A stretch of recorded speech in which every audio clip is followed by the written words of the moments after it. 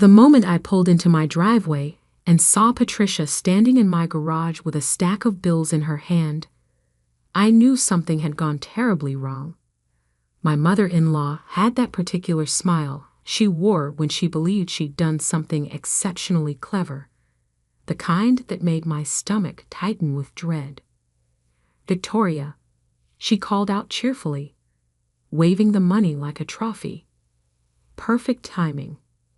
I have wonderful news." I stepped out of my Honda Civic slowly, scanning the garage. The space where my project car usually sat was conspicuously empty. Just an oil stain on the concrete and the faint smell of motor oil lingering in the air. "Where's the Cobra?" I asked quietly, though I already suspected the answer. Patricia's smile widened. "I sold that junky old car for you. Got $3,000 cash, which is probably more than that rust bucket was worth. You needed something more practical anyway, honey. A woman your age driving around in some beat-up sports car from the 60s. It was embarrassing. For a moment, the world seemed to tilt sideways.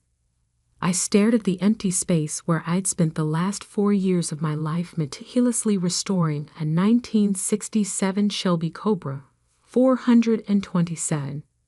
Not just any Cobra, but one of only 348 ever made. A car I'd purchased as a rusted shell and rebuilt from the ground up with my own hands.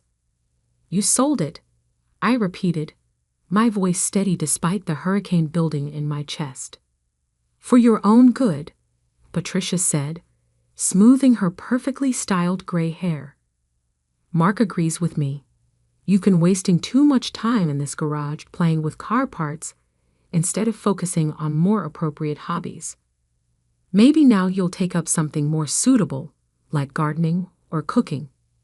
I walked closer, noting the way she held the cash possessively against her chest. $3,000 for a car that had just been appraised at $400,000. "Who did you sell it to?" I asked. "Some young man who answered my Craigslist ad. Such a sweet boy. Said he'd been looking for a project car just like this one. I told him it needed a lot of work, but he seemed excited about it." She beamed with satisfaction. "I even threw in all those expensive tools cluttering up the garage." My tools. My grandfather's tools. The Snap-on collection worth more than most people's cars. Accumulated over 30 years of professional racing and restoration work. Tools I'd inherited when he passed, along with his knowledge and his passion for automotive engineering. "Patricia," I said carefully, "did you happen to keep any documentation from the sale?" "Of course I did. I'm not careless." She pulled a crumpled piece of paper from her purse. "Here's the bill of sale. Everything's perfectly legal." I took the paper with steady hands, though inside I was calculating just how monumentally she'd destroyed something irreplaceable. The bill of sale was handwritten on notebook paper, signed with barely legible names. No title transfer, no proper identification recorded. "This young man," I said, "did he show you his driver's license? Get his address?" Patricia waved dismissively. "He paid cash. That's all that matters." "Really, Victoria, you should be thanking me. Now you can buy something sensible with that money. Maybe a nice set-in." I folded the paper carefully and slipped it into my pocket. "You know what, Patricia? You're absolutely right. Thank you for taking care of this for me." The confusion that flickered across her face was almost worth the devastation. She'd expected an argument, tears, anger. Instead, I was giving her exactly what she wanted: gratitude and submission. "Well," she said, somewhat deflated by my response, "you're welcome. I just want what's best for you, dear. Mark will be so pleased when he gets home from his business trip." Mark, my husband of 6 years, who'd given his mother, a key to our house for emergencies, and never quite managed to set appropriate boundaries. Mark, who thought my hobby was cute, but didn't really understand why I spent my weekends covered in grease instead of shopping or getting my nails done. I'm sure he will be, I said, pulling out my phone. Patricia, would you mind waiting here for just a moment? I need to make a quick call. She nodded, still counting the bills with obvious satisfaction. Take your time, dear. I'll just tidy up this garage a bit while you're handling whatever business you need to. I walked to the far corner of the garage, where the Wi-Fi signal was strongest, and dialed a number I knew by heart. Detective Martinez, this is Victoria Chen. I need to report a theft. Victoria? What happened? Detective Carmen Martinez had been a friend since college, back when we were both struggling through our respective programs. She in criminal justice, me in mechanical engineering. She knew about my work, my reputation in the vintage racing community, and the value of what I'd been building. Someone sold my Cobra without my permission, I said quietly, glancing back at Patricia, who was now rearranging my remaining tools with the confidence of someone who'd never held a wrench in her life. The 67? The one you've been restoring for Barrett Jackson? That's the one. Carmen's whistle was low and sympathetic. Jesus, Victoria. Who did it? My mother-in-law. She had access to the garage and thought she was doing me a favor by getting rid of my junk car for $3,000. There was a long pause. $3,000? For numbers matching 427 Cobra. Apparently, she listed it on Craigslist as a project car that needed work. That's got to be the most expensive mistake in automotive history. What do you need from me? I've got the buyer's information from the bill of sale, but it's pretty sparse.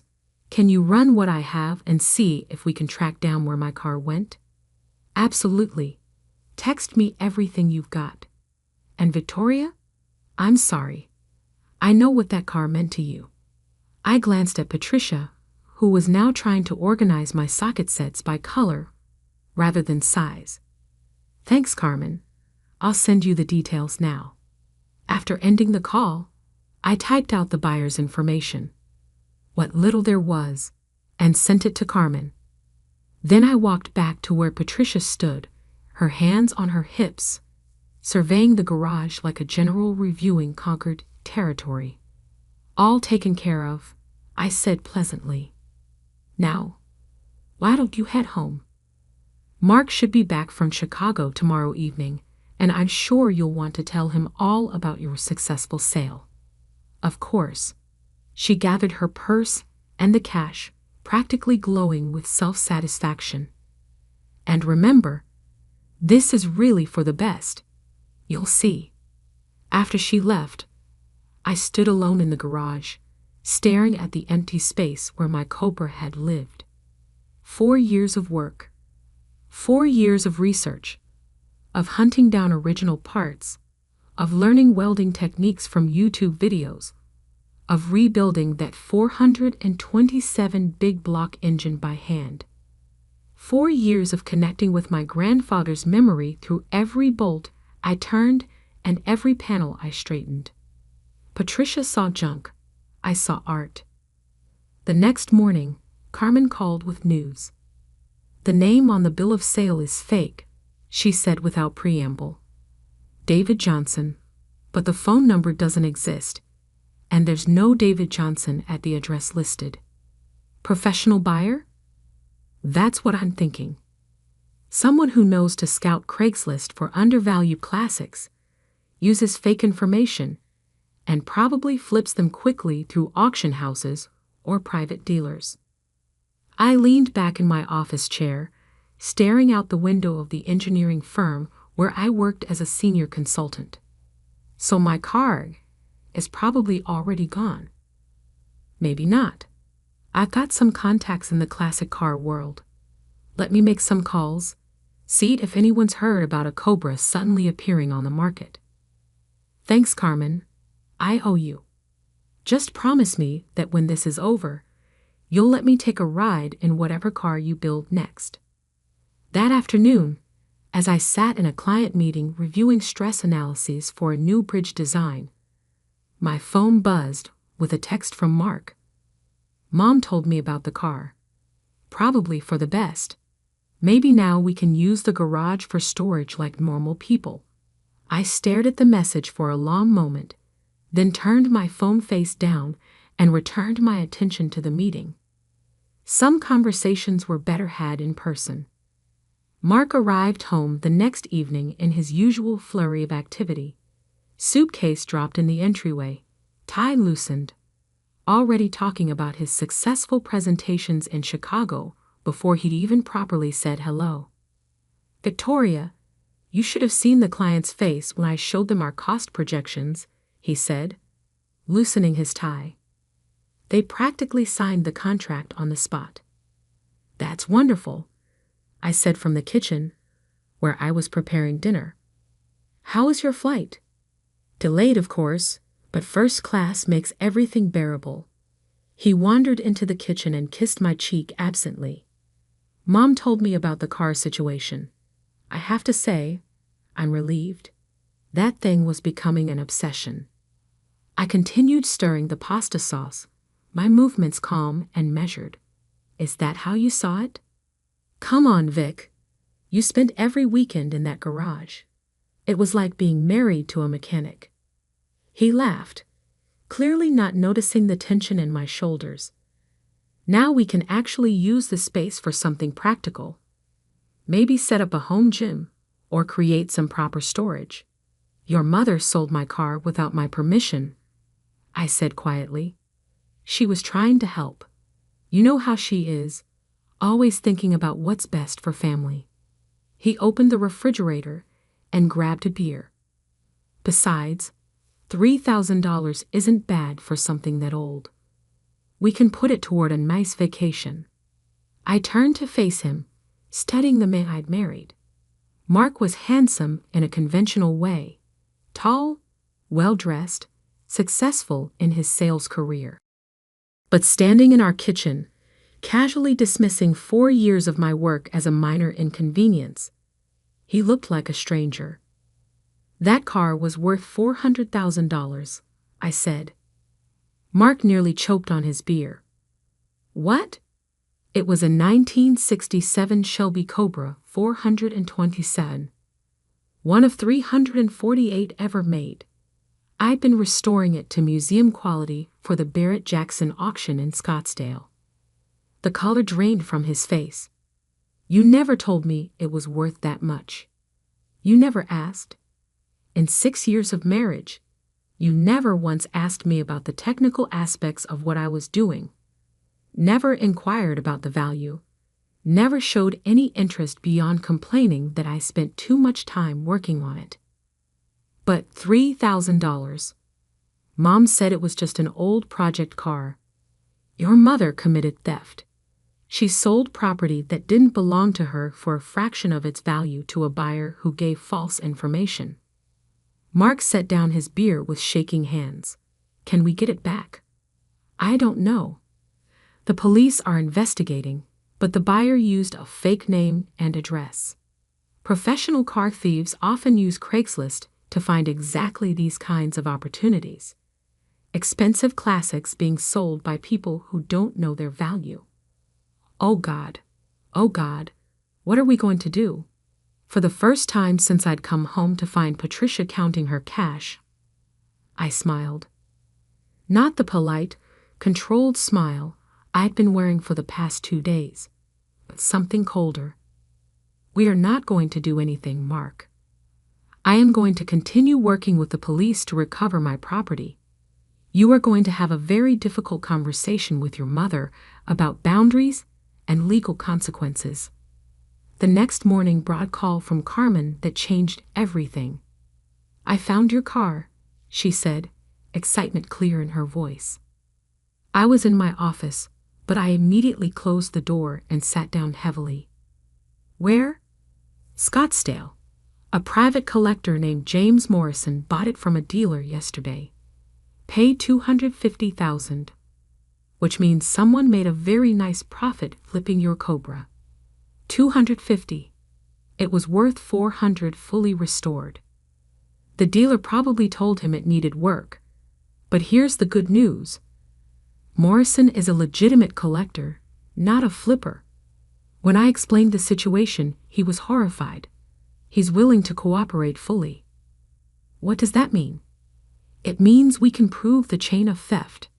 Morrison has documentation from the dealer. The dealer has records from the original buyer, your fake David Johnson. And we have Patricia's bill of sale. It's a clear case of receiving stolen property. I leaned back in my chair, finally allowing myself to breathe. So we can get it back. We can get it back. Morrison's insurance will cover his loss. The dealer is already cooperating to avoid criminal charges, and we're working with Scottsdale PD to trace the money trail. How long? Could be a few weeks for all the paperwork, but your car is being held as evidence. It's not going anywhere. That evening, I called a family meeting. Mark sat across from me at our dining room table, looking haggard and pale. Patricia arrived fashionably late, still carrying herself with the confidence of someone who believed she'd done a good deed. I don't understand why we need a formal meeting, she said, settling into her chair with a slight huff. I already explained everything to Mark. I sold that old car for a very reasonable price. Patricia, I said calmly, I need you to understand something very important. That car you sold was worth $400,000. She blinked. Don't be ridiculous, Victoria. It was just an old. It was a 1967 Shelby Cobra 427. One of the rarest and most valuable muscle cars ever made. I've spent 4 years restoring it to concours condition. Patricia's confident expression flickered. That's impossible. It looked like junk. That's because restoration is a process. What you saw as rust and primer was actually a car that had been completely disassembled, with every component rebuilt or restored to original specifications. I pulled out my tablet and opened the photo album I'd been keeping throughout the restoration. This is what it looked like when I started. The first photo showed the Cobra as I'd found it. A rusted shell with no engine, no interior, sitting on blocks in a barn in Arizona. Patricia looked at it dismissively. See? Junk. I swiped to the next photo. This is after I'd media blasted the body and begun bodywork. The shell gleamed with primer. Every line clean and true. Another swipe. The engine rebuild. My grandfather's tools spread across the workbench. The 427 big block torn down to individual components. Each piece cleaned and measured and restored. Patricia's expression grew less certain with each image. The interior restoration. Hand-stitched leather seats. Original gauges rebuilt and recalibrated. A dashboard that looked like it had just rolled off the assembly line in 1967. The final assembly. Everything coming together, chrome gleaming, paint flawless. And this, I said, showing her the final photos, is what you sold for $3,000. The completed Cobra sat in our garage, every surface perfect, every detail authentic. It looked like it had been transported through time from the Shelby factory, untouched by the decades. Patricia's face had gone ashen. I had no idea. The young man who bought it wasn't a sweet boy looking for a project car, I continued. He was a professional car thief who uses Craigslist to find exactly these situations. Valuable cars being sold by people who don't recognize their worth. Car thief? Mark's voice cracked. The name and address he gave were fake. The police are investigating, but he's probably done this before. Take advantage of family disputes, estate sales, or well-meaning relatives who think they're helping. Patricia was staring at the photos, her mouth slightly open. $400,000? That's what it was worth. The police have found it, by the way. A collector in Scottsdale bought it from a dealer for $250,000. He's cooperating with the investigation. So we can get it back? Patricia asked hopefully. I can get it back, I corrected. But there's something else you need to understand. What you did was theft. You sold property that didn't belong to you. The district attorney's office is reviewing the case for criminal charges. The silence that followed was profound. Patricia looked from me to Mark, then back to the photos on my tablet. Criminal charges, she whispered. Theft of property over $100,000 is a first-degree felony in this state. The mandatory minimum sentence is 2 years in prison. Mark buried his face in his hands. Mom, what did you do?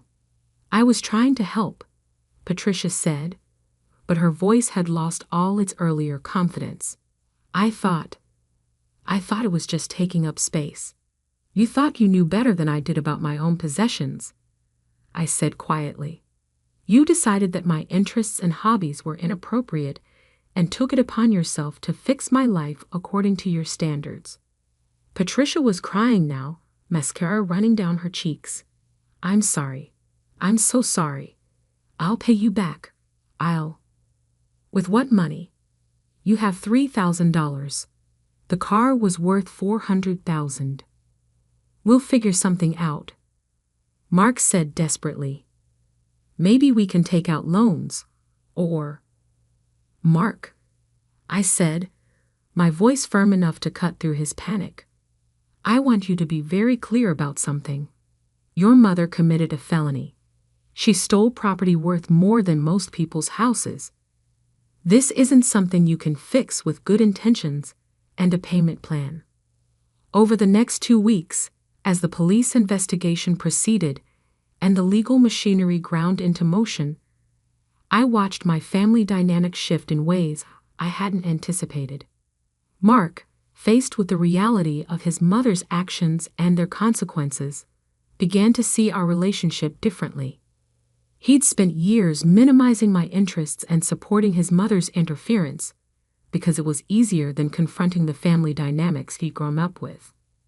Now, forced to acknowledge that my hobby was actually a sophisticated technical skill worth hundreds of thousands of dollars, he was struggling to reconcile the woman he thought he'd married with the expert craftsperson I'd always been. I never realized, he said one evening as we sat in the kitchen.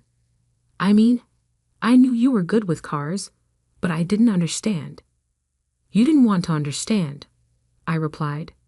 It was easier to dismiss it as a quirky hobby than to recognize that I might have expertise in something you knew nothing about. The legal resolution came faster than I'd expected. Morrison, the collector in Scottsdale, was indeed everything Carmen had said, horrified by the situation and eager to cooperate. The dealer who'd sold him the car agreed to testify in exchange for immunity. The money trail led back to the original thief, who turned out to be part of a larger operation targeting classic cars. Patricia, faced with the possibility of prison time and the reality of what she'd destroyed, accepted a plea agreement. 5 years probation, restitution payments, and community service. But the damage to our family relationships was permanent.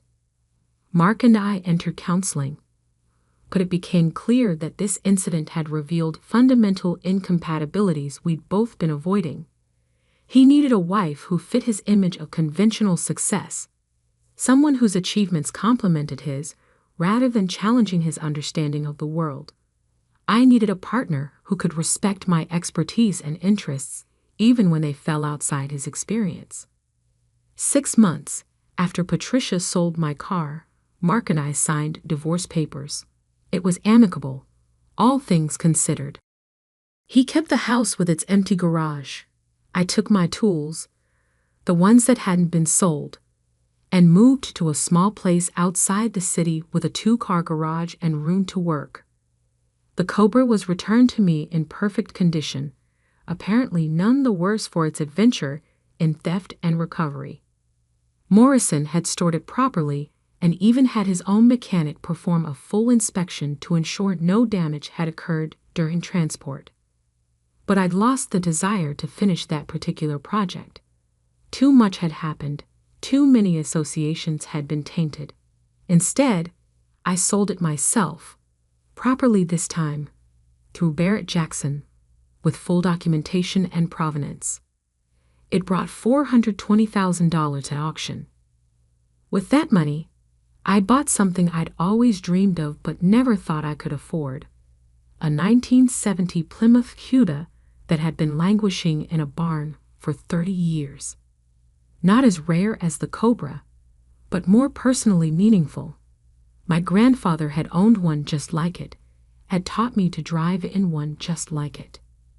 This time, though, I was building it for myself. Not for auction, not for investment, just for the pure joy of taking something broken and making it beautiful again. On weekends, I work in my garage with the doors open, music playing, tools spread across the workbench exactly the way my grandfather taught me.